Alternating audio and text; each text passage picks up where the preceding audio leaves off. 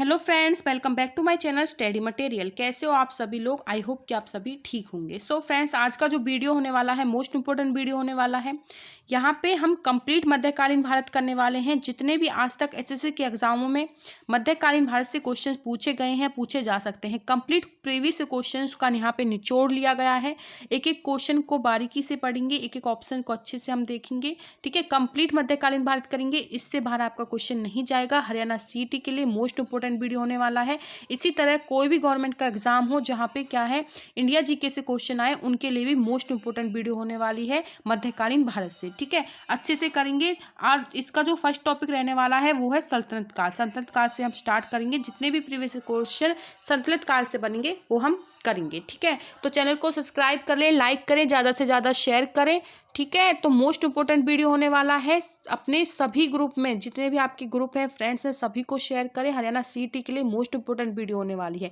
चलिए आज की इस वीडियो की हम शुरुआत करते हैं।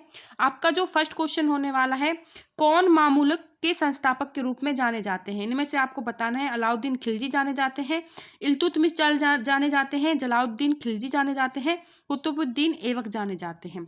कौन मामलुक के संस्थापक के रूप में जाने जाते हैं? मोस्ट इंपोर्टेंट क्वेश्चन है, कई बार पूछा गया है एचएससी के एग्जामों में। देखिए, इसका जो राइट आंसर रहेगा वो है इल्तुतमिश। ठीक है, इल्तुतमिश, इसको मामलुक के संस्थापक के रूप में जाना जाता है। नेक्स्ट चलते हैं। देखिए, तराइन का युद्ध, तराइन के युद्ध से मोस्ट इंपोर्टेंट क्वेश्चन बनते हैं, कई बार एग्जाम में पूछे गए हैं। तराइन का प्रथम युद्ध, द्वितीय युद्ध किसके बीच में हुआ, कौन से सन में हुआ? ठीक है, सारी चीजें बताने वाली हूँ। तराइन का प्रथम युद्ध किस वर्ष में हुआ? क्वेश्चन ये है 1194, 93, 91, 92, इनमें से बताइए राइट आंसर क्या रहेगा। देखिए, तराइन का प्रथम जो युद्ध हुआ था वो हुआ था 1191 में। ठीक है, किसके बीच में हुआ था? पृथ्वीराज चौहान और मोहम्मद गौरी के मध्य में हुआ था। तराइन में यह जो युद्ध था लड़ा गया था। ठीक है, किसके बीच में? पृथ्वीराज चौहान और मोहम्मद गौरी के। तो जो ये प्रथम युद्ध हुआ था इसमें तो पृथ्वीराज चौहान की जीत हुई थी। इसके बाद 1192 में, ठीक है, आपको याद रखने हैं दोनों ही युद्ध। 1192 में ये युद्ध दोबारा लड़ा गया। ये भी युद्ध पृथ्वीराज चौहान और मोहम्मद गौरी के बीच में हुआ, लेकिन जो तृतीय युद्ध हुआ था उसमें जीत हुई थी मोहम्मद गौरी की, और पृथ्वीराज चौहान को यह बंदी बनाकर अफगानिस्तान ले गया था। तो मोस्ट इंपोर्टेंट क्वेश्चन बनते हैं 1191 में प्रथम युद्ध, 1192 में द्वितीय युद्ध। ठीक है, पहले प्रथम युद्ध में पृथ्वीराज चौहान की जीत हुई थी, सेकंड युद्ध में हुई थी मोहम्मद गौरी की जीत। तो यहाँ से क्वेश्चंस बनते हैं, मोस्ट इंपोर्टेंट आपको ध्यान रखना है। थर्ड नंबर क्वेश्चन है, अलाउद्दीन खिलजी के सेना अध्यक्ष का नाम बताइए जिसमें तमिल साम्राज्य पर आक्रमण किया और अपार धन दौलत के साथ लूटा। ठीक है, क्वेश्चन है बलवंत थे, नसरुद्दीन थे, मलिक काफूर थे, जलालुद्दीन थे। बताइए राइट आंसर क्या रहेगा। देखिए, इसका जो राइट आंसर रहेगा मलिक काफूर। ठीक है, मलिक काफूर इसका राइट आंसर रहेगा।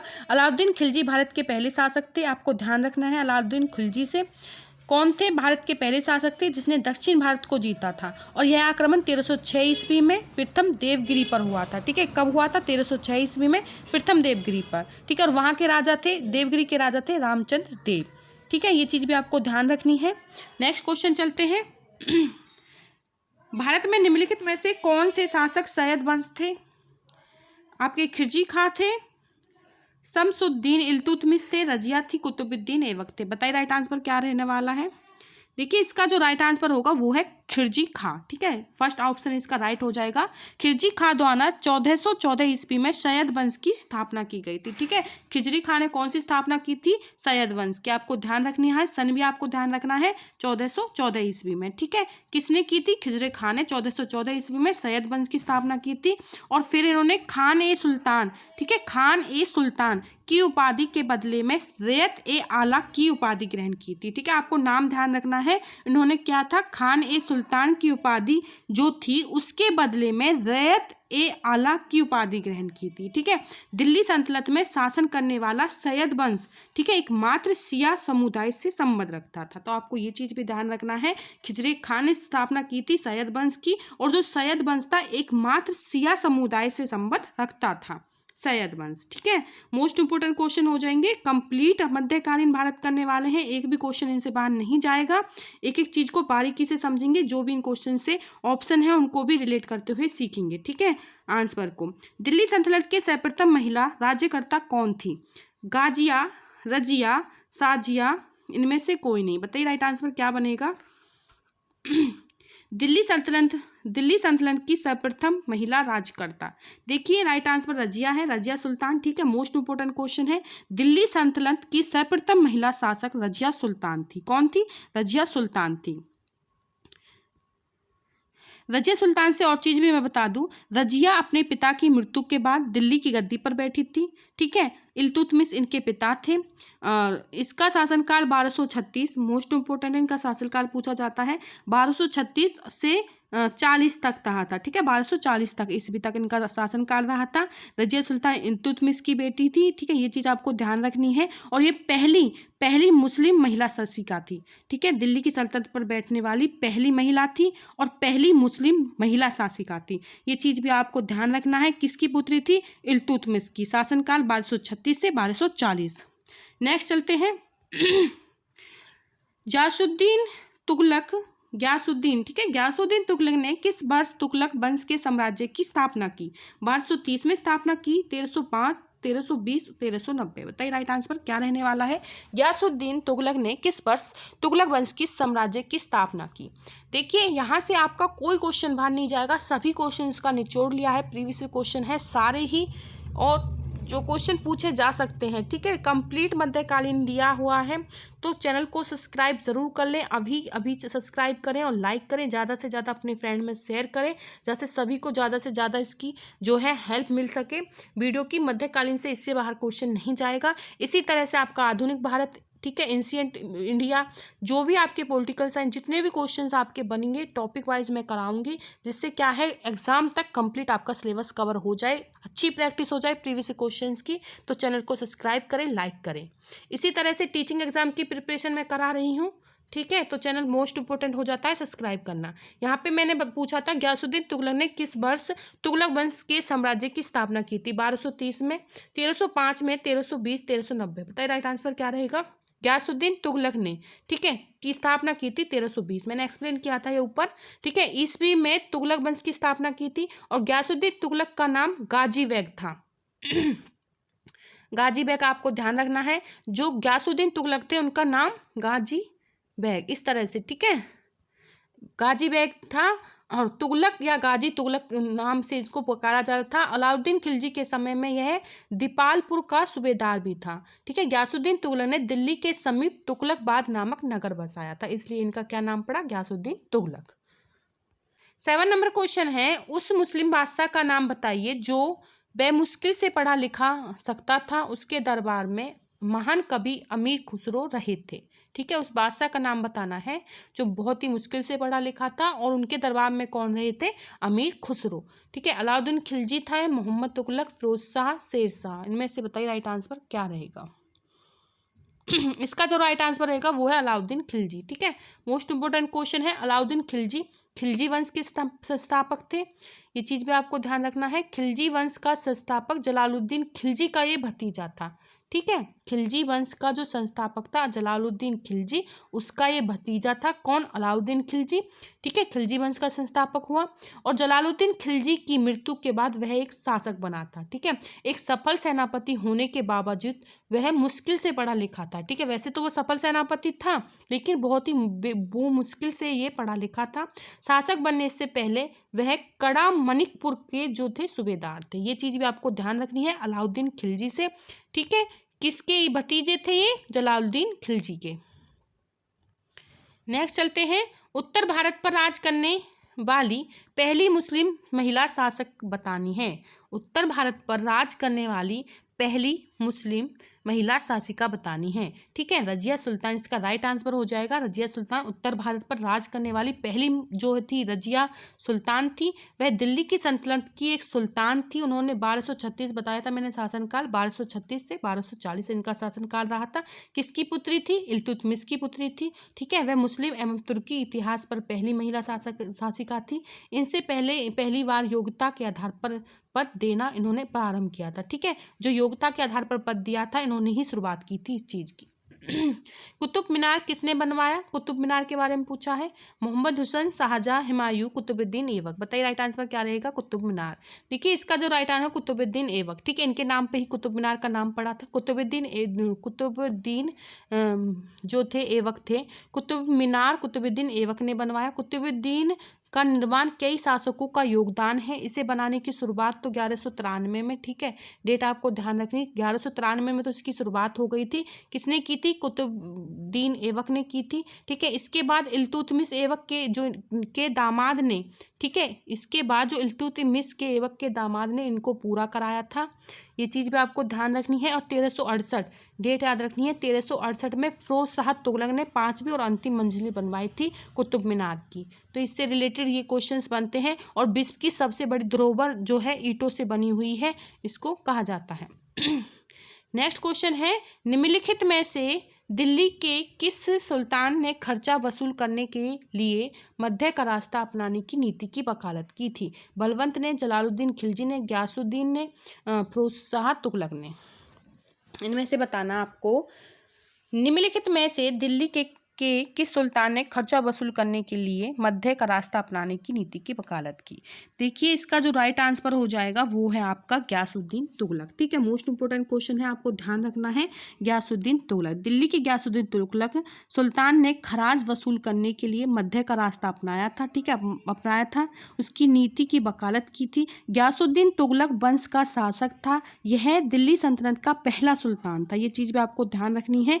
कौन था? दिल्ली सल्तनत जो थी उसके पहले सुल्तान थे आपके गयासुद्दीन तुगलक, जिसने अपने नाम के साथ गाजी शब्द जोड़ा।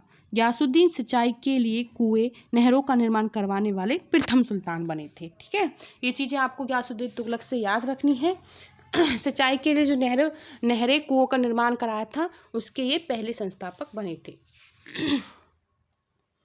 पहले सुल्तान बने थे। नेक्स्ट जो क्वेश्चन है आपका, हाँ, नेक्स्ट क्वेश्चन रहेंगे हमारे मुगल साम्राज्य से। सर थॉमस रो जहांगीर के दरबार में कब आया था? ठीक है, मुगल साम्राज्य आ गया इसमें 1608 में 1609 में, 1618, 1615। सर थॉमस रो जहांगीर के दरबार में कब आया था? ये चीज़ आपको बतानी है। देखिए, इसका जो राइट आंसर रहेगा वो रहेगा 1615। मोस्ट इंपोर्टेंट क्वेश्चन है, डेट आपको याद रखनी है। 1615 में सर थॉमस रो जहांगीर के दरबार में आए थे। नेक्स्ट क्वेश्चन चलते हैं। अकबर ने मनसबदारी प्रणाली कब प्रारंभ की? 1577 में, 1574 में, 1571, 1578। बताइए राइट आंसर क्या रहने वाला है।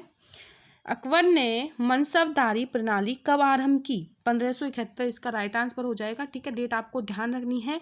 डेट पर 2-3 बार रिपीट कीजिए, लिख के देखिए, ठीक है। क्वेश्चन को रिपीट करिए, फिर आपकी याद हो जाएगी। डेट ऐसा नहीं है याद नहीं होती है, याद हो जाती हैं, बट इन पे थोड़ा फोकस करना पड़ता है, ठीक है। नेक्स्ट क्वेश्चन है, कौन सा राजा हेमू के नाम से प्रसिद्ध है? सम्राट हेमचंद विक्रमादित्य, मोहम्मद गौरी, हर्षवर्धन, अकबर। इनमें से बताना है राइट आंसर। कौन सा राजा हेमू के नाम से प्रसिद्ध है?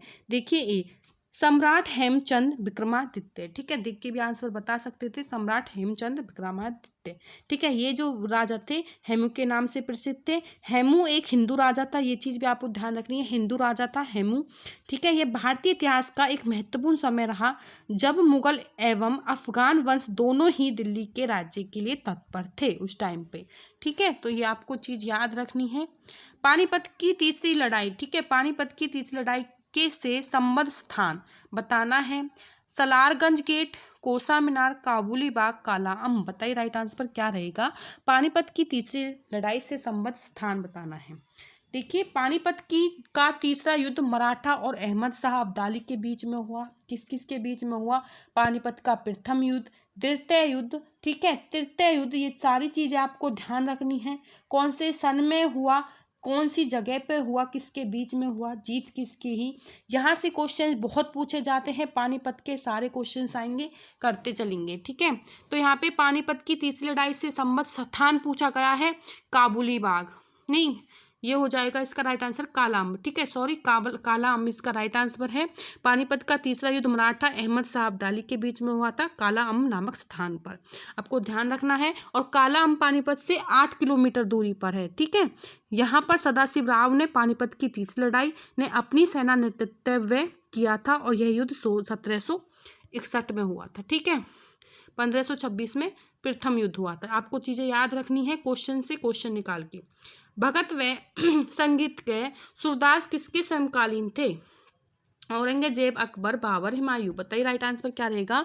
भक्त व संगीतज्ञ सूरदास किसके समकालीन थे। तो इसका राइट आंसर हो जाएगा अकबर के ये समकालीन थे। ठीक है, सूरदास किसके समकालीन थे, अकबर के। और वे भगवान श्री कृष्ण के उपासक थे, कौन, सूरदास जी। ठीक है, उपासक थे श्री कृष्ण के और ब्रजभाषा के श्रेष्ठ कवि माने जाते हैं। तो ये चीज भी आपको ध्यान रखनी है। हिंदी साहित्य के सूर्य माने जाते हैं आपके सूरदास कवि। सूरदास का जन्म बता दूं 1478 में हुआ था। 1478 में इनका जन्म हुआ था दिल्ली के पास सिही नामक गांव। सिही नामक गांव कहाँ पड़ता है आपका, फरीदाबाद में। और सूरदास की जो प्रसिद्ध रचना है वो सूरसागर है, आपको ध्यान रखना है। सिही गांव में इनका जन्म हुआ था। सूरसागर इनकी प्रसिद्ध रचना है। सिही आपका फरीदाबाद में है। ऐसे भी क्वेश्चन पूछा जाता है मोस्टली हरियाणा जीके से रिलेट होके। ठीक है, तो आपको चीजें याद रखनी है। 1478 ईस्वी में इनका जन्म। देखिए क्वेश्चन नंबर 15 है 1526 में बाबर और इब्राहिम लोदी के बीच प्रसिद्ध युद्ध कहाँ हुआ था। ठीक है, तो ये युद्ध हुआ था पानीपत में, आपको याद रखना है। पानीपत का प्रथम युद्ध 21 अप्रैल 1526 में बाबर और इब्राहिम लोदी के बीच हुआ था। बाबर की इसमें जीत हुई थी। और ठीक है, ये चीज आपको ध्यान रखनी है। 1526 में प्रथम युद्ध हुआ था। किसने इलाहाबाद शहर की स्थापना की। अकबर ने, जहांगीर, शेरशाह सूरी ने, शाहजहां ने। इनमें से बताना है राइट आंसर कौन सा रहेगा। देखिए इलाहाबाद शहर की स्थापना की थी अकबर ने। ठीक है, मोस्ट इंपोर्टेंट क्वेश्चन है, याद रखना है। इलाहाबाद शहर की स्थापना की थी आपकी अकबर ने। अकबर ने संगम के घाट पर एक बृहद दुर्ग का निर्माण किया था 1574 में। ठीक है, ये डेट आपको याद रखनी है। कौन से दुर्ग का, बृहद दुर्ग का। ठीक है, निर्माण किया था 1574 में करवाया था। इलाहाबाद का प्राचीन नाम प्रयागराज है। ठीक है, ये चीज भी आपको ध्यान रखनी है और हिंदू धर्म ग्रंथों में वर्णित है। ठीक है, नेक्स्ट चलते हैं। इनमें से कौन सी अशिक्षित था। इनमें से बताना है कौन है जो अशिक्षित था। क्या था ये क्वेश्चन, शाहजहां, अकबर, औरंगजेब। बताइए राइट आंसर क्या रहेगा। देखिए अकबर भी आपके क्या थे, अशिक्षित थे। ठीक है, मोस्ट इंपोर्टेंट क्वेश्चन है। अकबर जो थे अशिक्षित थे। शेरशाह सूरी ने 17 नंबर क्वेश्चन, इनमें से कौन अशिक्षित थे। देखिए अकबर, इसका राइट आंसर हो जाएगा अकबर। इनमें क्या थे, अशिक्षित थे। ठीक है, अकबर अशिक्षित थे। अकबर के शासन का प्रभाव देश की कला एवं संस्कृति पर पड़ा था। अशिक्षित होने के बावजूद उसमें चित्रकारी और ललित कलाओं की काफ़ी रुचि दिखाई थी। ठीक है, वो अशिक्षित थे लेकिन अशिक्षित होने के बावजूद उनको क्या है, चित्रकारी और ललित जैसी कलाओं की काफ़ी रुचि थी। शेरशाह सूरी ने 1540 में किस मुगल शासक को भारत में बढ़ाने को विवश किया। अकबर, बलबन, बाबर, हुमायूं। बताइए राइट आंसर क्या रहेगा। देखिए हुमायूं, इसका राइट आंसर हो जाएगा। शेरशाह सूरी ने 1540 में चौसा के युद्ध में के दौरान, ठीक है, शेरशाह सूरी ने 1540 में चौसा युद्ध, ठीक है, चौसा युद्ध के दौरान मुगल सम्राट हुमायूं को हराकर उन्हें भगाने पर वश कर दिया था। ठीक है, शेरशाह सूरी ने ही सूरी वंश की स्थापना की थी। तो ये चीज आपको ध्यान रखनी है। शेरशाह सूरी ने की थी सूरी वंश की स्थापना। 1540 में चौसा के युद्ध के दौरान मुगल सम्राट हुमायूं को हराया था और उन्हें भगाने पर विवश कर दिया था। उसके बाद शेरशाह सूरी ने सूरी वंश की स्थापना की। अत्याचारी बैरम खां किसका संरक्षक व सलाहकार था। मोस्ट इंपोर्टेंट क्वेश्चन बनता है। बाबर का, अकबर का, औरंगजेब, हुमायूं। अत्याचारी बैरम खां। देखिए इसका जो राइट आंसर है वो है अकबर। ठीक है, अकबर। जोधा अकबर आपने देखी होगी, अगर आपने देखी होगी तो वहाँ से भी बहुत सारे क्वेश्चंस आपके जो है सॉल्व हो जाएंगे। ठीक है, तो मैंने तो पूरी देखी थी। अत्याचारी बैरम खां जो थे अकबर के समकालीन थे, सलाहकार थे, संरक्षक और सलाहकार थे। बैरम खां अकबर के वजीर थे। और ये चीज़ भी आपको ध्यान रखनी है, बैरम खां जो थे 13 वर्षीय अकबर के शिक्षक और अभिभावक थे। ठीक है, 13 वर्ष का जब अकबर था तो बैरम खां जो थे अकबर के शिक्षक भी थे और अभिभावक भी थे और वे खाना खां की उपाधि से सम्मानित थे। कौन, बैरम खां। ठीक है, तो ये चीज़ें भी आपको ध्यान रखनी है अकबर से रिलेटेड। अकबर किसका पुत्र था। जयवर्धन, बाबर, हुमायूं, शाहजहां। बताइए राइट आंसर क्या रहेगा। अकबर जो पुत्र थे वो थे शाहजहां के। ठीक है, मोस्ट इंपोर्टेंट क्वेश्चन है।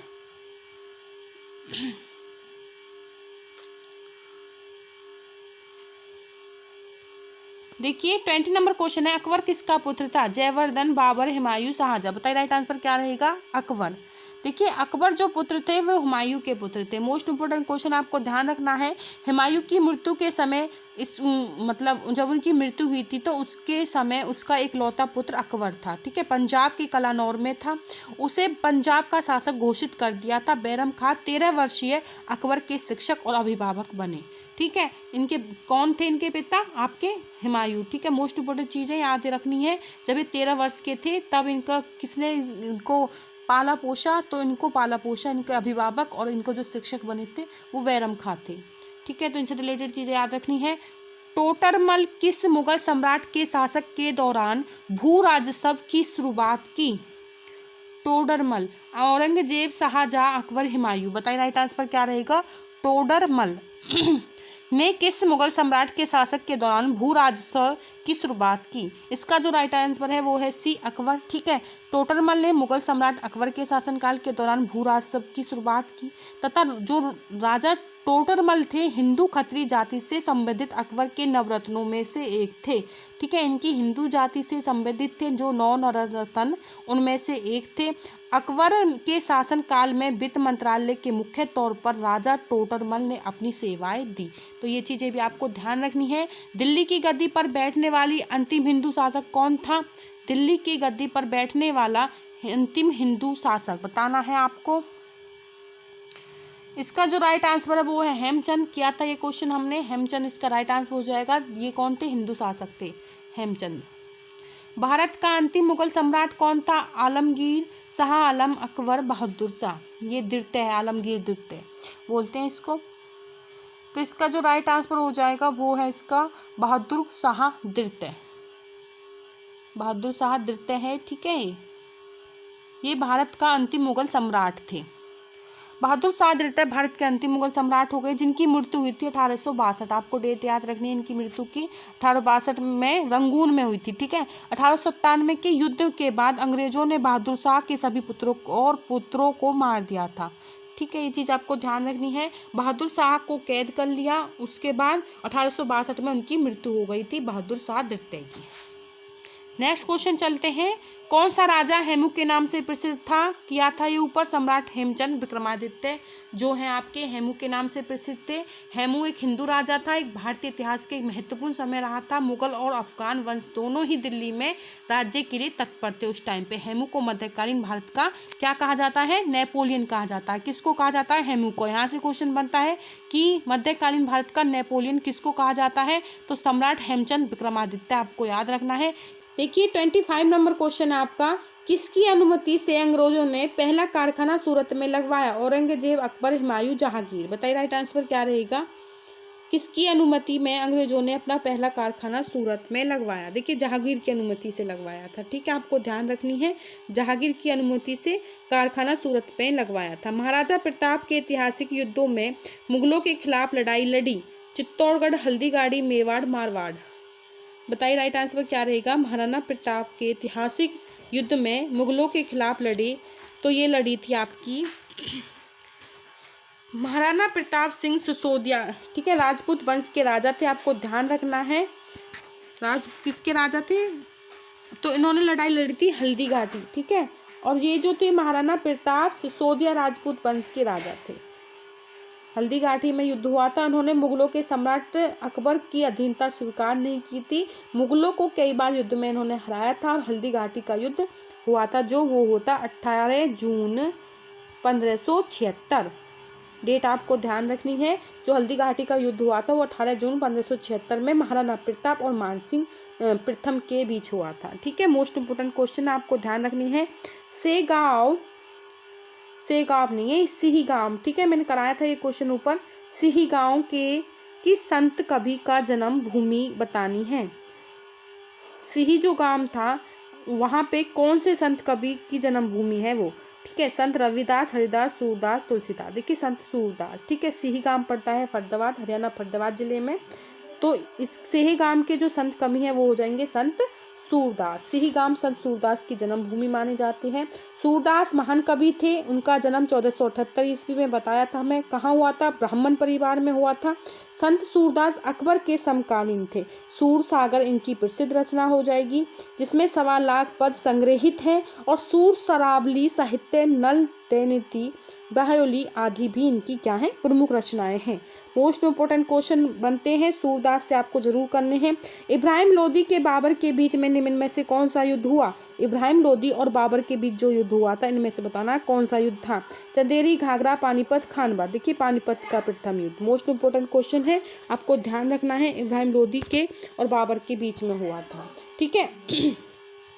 कब हुआ था? 21 अप्रैल 1526 ईस्वी में पानीपत का प्रथम युद्ध हुआ था। और इस युद्ध में बाबर ने सुल्तान लोदी को पराजित किया था। तो किसको पराजित किया था? किसकी जीत हुई थी? बाबर की। ठीक है, सुल्तान लोदी को पराजित किया था और मुगल राजवंश की स्थापना की थी। ठीक है, तो यहाँ पे देखो एक और मैं बता दूं, एक दिया हुआ है खानवा का युद्ध। देखो खानवा का युद्ध देखो 17 मार्च 1527 ईस्वी में। ठीक है, 17 मार्च 1527 ईस्वी को बाबर और राणा सागा के बीच हुआ था, जिसमें किसकी विजय हुई थी? बाबर की ही विजय हुई थी। ठीक है, तो आपको ध्यान रखना है, खानवा का जो युद्ध हुआ था बाबर और राणा सागा के बीच में हुआ, इसमें भी बाबर की ही जीत हुई। ये हुआ था 1527 में। 1526 के बाद 1527 ऐसे आप याद रख सकते हैं। पर वो प्रथम युद्ध था पानीपत का, ये खानवा का युद्ध हो जाएगा। यहाँ पे दिया गया है चंदेरी का युद्ध। चंदेरी का युद्ध 1528 ईस्वी में बाबर ने हुआ था। ये चंदेरी का प्रथम युद्ध 1528 ईस्वी में बाबर ने मेदिनी राय, ठीक है, मेदिनी राय थे, उनको हराया था। इसमें भी किसकी जीत हुई थी? बाबर की। युद्ध कब हुआ था? 1528 में। लगातार इनके युद्ध हुए थे। उसके बाद जो युद्ध हुआ था, देखो ये सीरीज वाइज भी पूछ ले सकते हैं, बाबर के युद्ध। ठीक है, तो उन्होंने 1526 में प्रथम युद्ध किया था।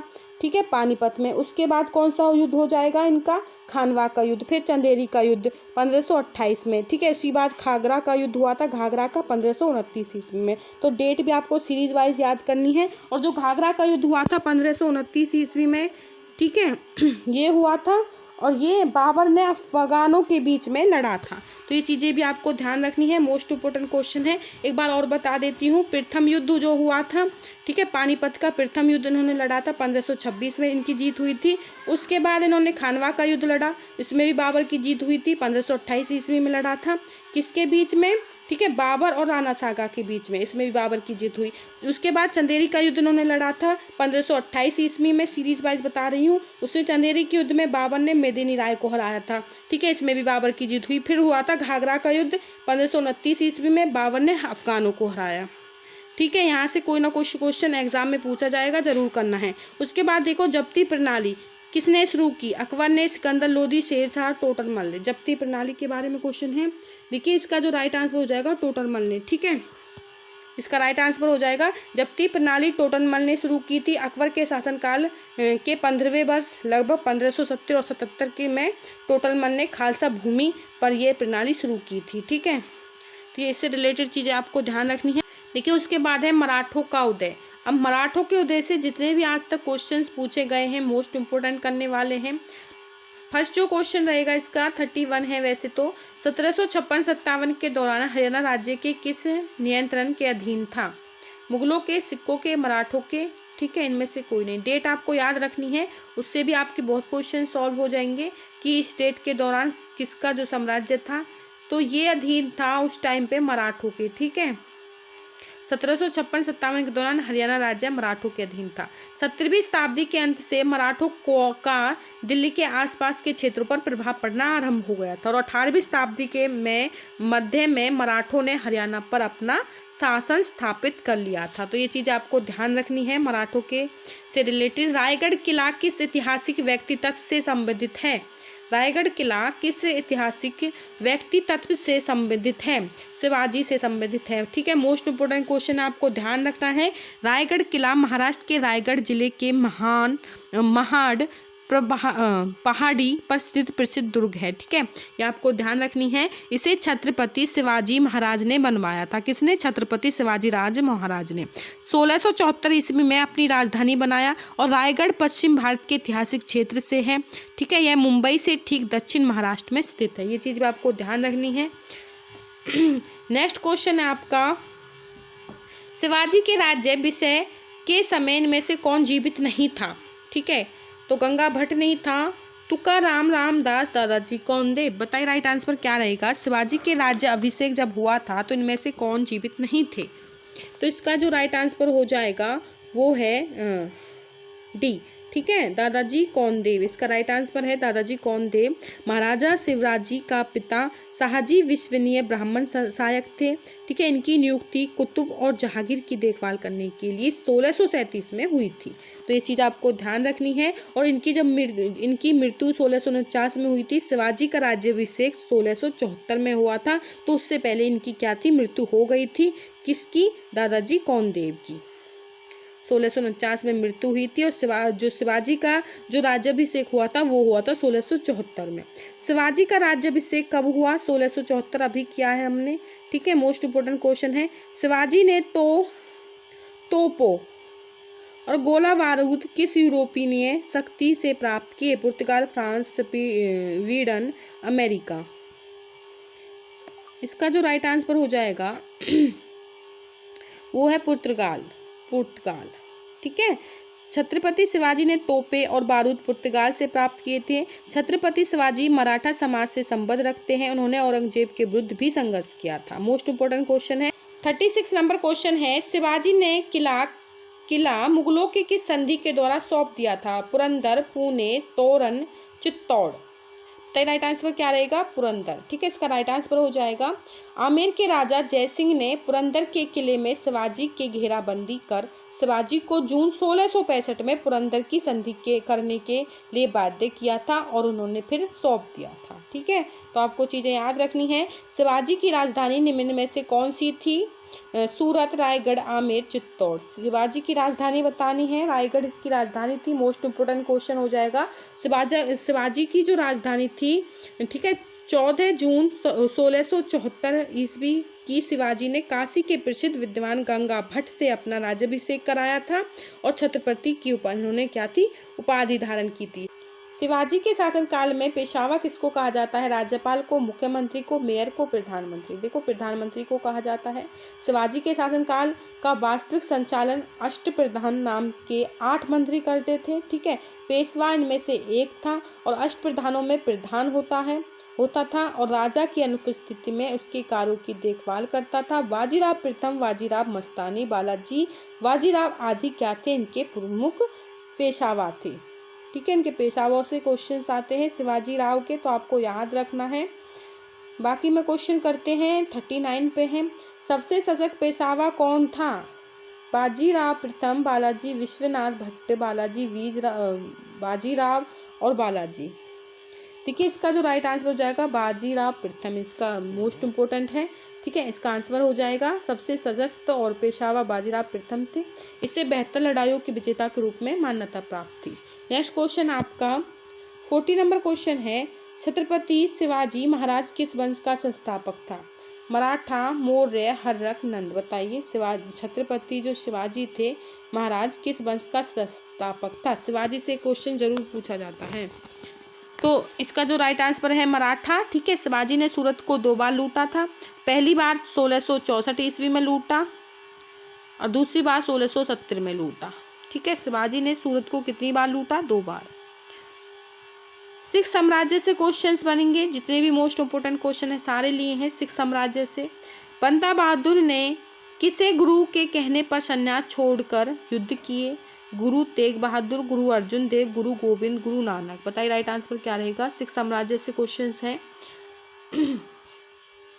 देखिए, इसका जो राइट आंसर है सी। ठीक है, गुरु गोविंद सिंह इसका राइट आंसर हो जाएगा। गुरु गोविंद सिंह जी ने बंदा बहादुर को संन्यास छोड़ सेना से युद्ध करने के लिए कहा था। उन्होंने सेनापति के खंडा मुगल साम्राज्य के खिलाफ युद्ध किया। ये 10वें और अंतिम सिख गुरु बन गए। ठीक है, इनके 4 पुत्रों की मृत्यु उनके जीवन काल के दौरान ही हो गई थी। यहाँ पे जो आंसर है गुरु गोविंद सिंह के बारे में ये बातें हैं। इनके 4 पुत्र थे, इनकी मृत्यु इनके ही दौरान हो गई थी, इनके सामने ही हो गई थी। और ये जो थे 10वें गुरु थे और अंतिम गुरु थे सिख गुरुओं के। कौन सा गुरु सिख धर्म का सबसे पवित्र ग्रंथ माना जाता है? ठीक है। तो गुरु ग्रंथ साहिब इसका राइट आंसर हो जाएगा। मोस्ट इंपोर्टेंट क्वेश्चन आपको आना भी चाहिए। गुरु ग्रंथ साहिब सिंह संप्रदाय का प्रमुख धर्म ग्रंथ है। इसे आदि ग्रंथ साहिब भी कहते हैं। इसका संपादन सिख धर्म के 5वें गुरु किसने किया था? अर्जुन देव जी ने। ठीक है। गुरु ग्रंथ साहिब का पहला प्रकाशन 16 अगस्त 1604 ईस्वी को हरमिंदर साहिब अमृतसर में हुआ था। तो इनसे रिलेटेड ये चीज़ें भी आपको ध्यान रखनी है।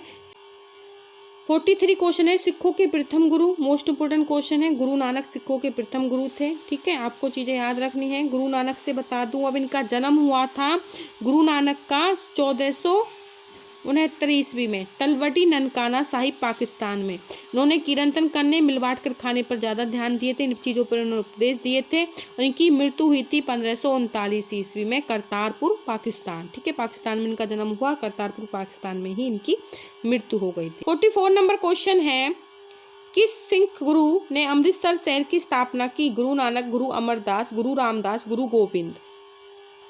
इसका जो राइट आंसर हो जाएगा गुरु रामदास। ठीक है, सिखों के चौथे गुरु रामदास थे।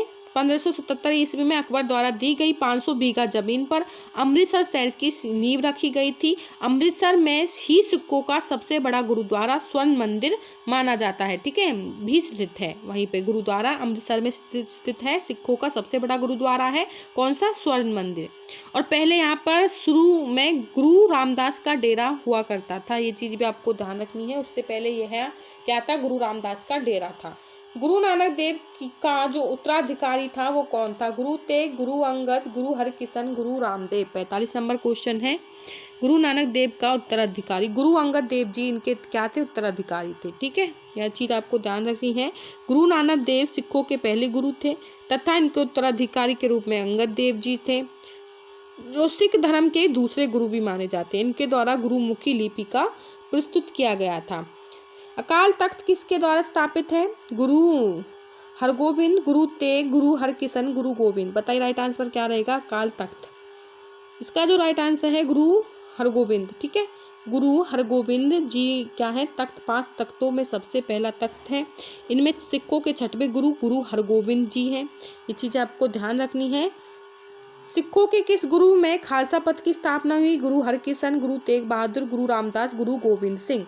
47 नंबर क्वेश्चन है, सिखों के किस गुरु ने खालसा पंथ की स्थापना की थी? इसका जो राइट आंसर हो जाएगा वो है गुरु गोविंद सिंह ने। ठीक है, गुरु गोविंद सिंह ने खालसा पंथ की स्थापना की थी इन्होंने, और ये थे 10वें गुरु।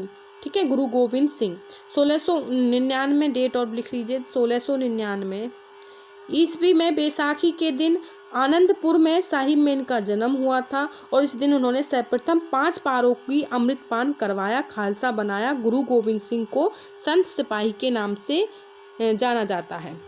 सिखों के प्रथम गुरु नानक देव जी का जन्म बताना है। पटियाला, मोहाली, तलवटी, अमृतसर। सिखों के प्रथम गुरु नानक का जन्म तलवटी पाकिस्तान बताया था मैंने ये ऊपर। ठीक है, मोस्ट इंपोर्टेंट क्वेश्चन है, याद रखना है। और इनका जन्म रावी नदी के किनारे है तलवटी, वहाँ पे हुआ था।